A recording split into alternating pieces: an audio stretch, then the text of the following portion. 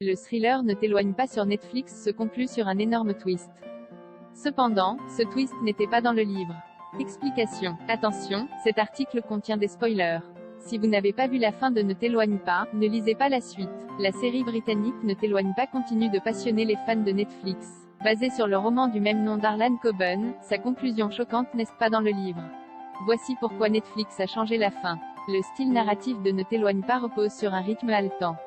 Tout part de la mort d'un homme, Stewart Green. L'enquête sur son décès va faire croiser le chemin de plusieurs personnes.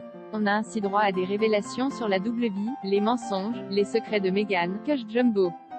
Tout cela mène à non pas un, mais deux rebondissements dans le 8e et dernier épisode. Le twist final de Ne t'éloigne pas est assez fou.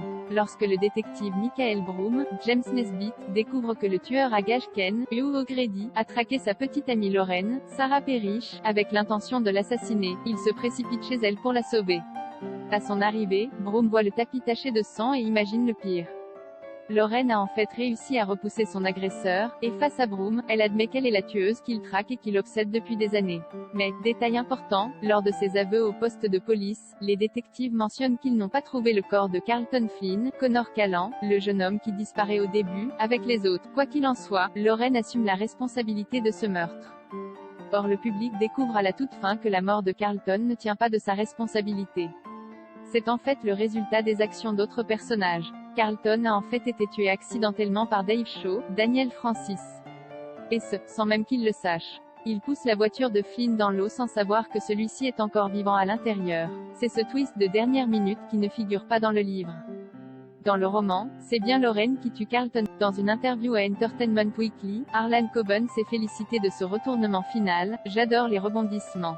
Je pensais à l'histoire, nous l'avons fait avec Intimidation également, et je voulais donner un dernier coup de poing aux lecteurs des livres. J'aime qu'ils regardent la série avec suffisance, pensant qu'ils savent ce qu'il se passe, puis leur lancer quelque chose de nouveau. Jay eut cette idée pour que les coupables ne soient pas la tueuse en série. Ce changement, malin de sa part, constitue aussi une incitation pour ses fidèles lecteurs à regarder ses futures adaptations pour Netflix. Il a en effet signé un deal avec la plateforme pour l'adaptation en film ou série de 14 de ses romans.